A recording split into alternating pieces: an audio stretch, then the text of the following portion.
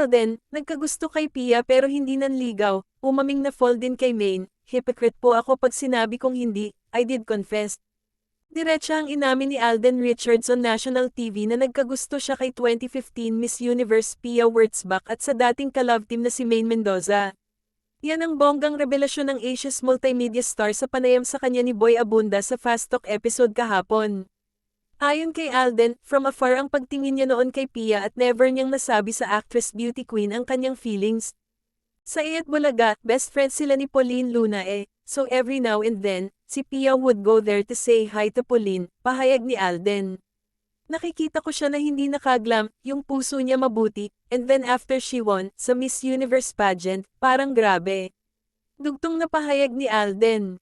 Papuri pa niya kay Pia, kahit na napakarami na niyang achievement sa personal niyang buhay at showbiz career ay nananatili pa rin itong humble at merespeto. I can attest that she has remained the same, say pa ni Alden. Samantala, matapang ding inamin ng kapuso mati ni idol at award-winning actor, na na-fall din siya noon sa kanyang ka-love team na si Maine. Tinanong siya ng King of Talk kung nagkagusto ba siya kay Maine noong kasagsagan ng kanilang Aldab love team. Yes, hypocrite po ako kung hindi. Ayoko pong sabihing alam niya but I did confess, pag-amin ng binata.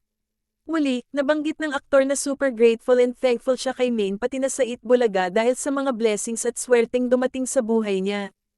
Ang daming opportunities na dumating sa buhay ko because of it, Aldab.